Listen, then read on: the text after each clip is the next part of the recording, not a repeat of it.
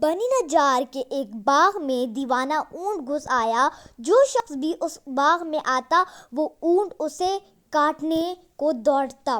لوگ بڑے پریشان تھے اور حضور صلی اللہ علیہ وآلہ وسلم کی خدمت میں حاضر ہوئے اور سارا قصہ عرض کیا۔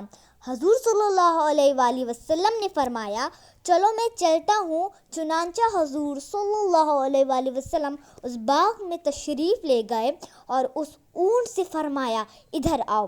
اس اونٹ نے جب رسول اللہ کا حکم سنا تو دوڑتے ہوئے حاضر ہوئے اور اپنا سر حضور صلی اللہ علیہ وآلہ وسلم کے قدموں میں ڈال دیا۔ حضور صلی اللہ علیہ وآلہ وسلم نے فرمایا کہ نکیل لاؤ۔ حضور صلی اللہ علیہ وآلہ وسلم اسے نکیل ڈال کر اس کے مالک کے حوالے کر دیا۔ اونٹ آرام سے چلا گیا۔ حضور صلی اللہ علیہ وآلہ وسلم نے پھر صحابہ کرام رضی اللہ تعالیٰ عنہ سے فرمایا، کافروں کے سوا مجھے زمین و آسمان والے جانتے ہیں کہ میں اللہ کا رسول